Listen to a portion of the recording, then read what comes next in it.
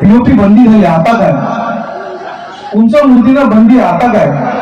अरे साला गेली 10 वर्ष हेच प्रश्न आम्ही ऐकतो, पण उत्सव दणक्यात साजराच करतोय आणि याही पुढे करणारच.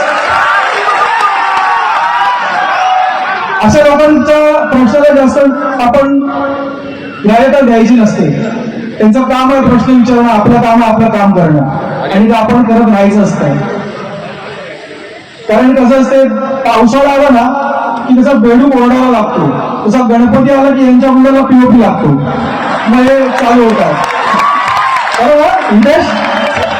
पीओपी बंदी, पीओपी बंदी. मग आमचा सतीश कुठेतरी येतो, दादा पीओपी बंदी येत आहे, काय करायचं? तू कर रे, उत्सव मंडळ तुझ्या बरोबर आहे, तुला घाबरू नको.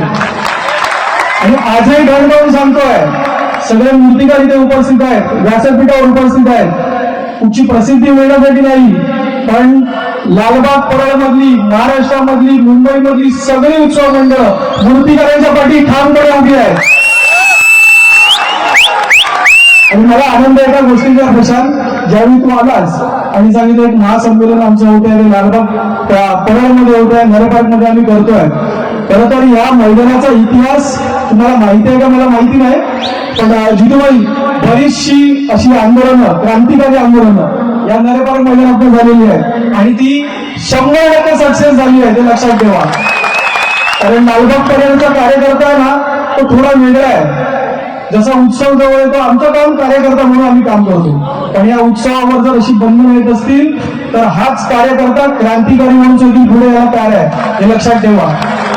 आणि केसेस वगैरे आमच्या लालबाग पर्यावरणात नवीन नाही आहे, बिंदास आम्ही तयार काही घ्यायला. पण हा उत्सव टिकला पाहिजे, हा उत्सव टिकला तरच संस्कृती टिकेल आणि तरच आपला महाराष्ट्र धर्म टिकेल, या मताचे आम्ही आहोत. या मूर्तिकारांच्या पोटापाण्याचा विचार जर हे न्यायालय करत नसेल, जर हे सरकार करत नसेल, तर ही मंडळ करणार, मंडळ पुढे येणार आणि त्यांना जो लढा द्यायचा त्या लढ्यात मंडळ प्रामाणिकपणे पुढे राहणार. पीओपी बंदी तुम्ही म्हणता, मग इतर ज्या वस्तूंवर बंदी आहे, आता प्लास्टिक बंदी आहे, जर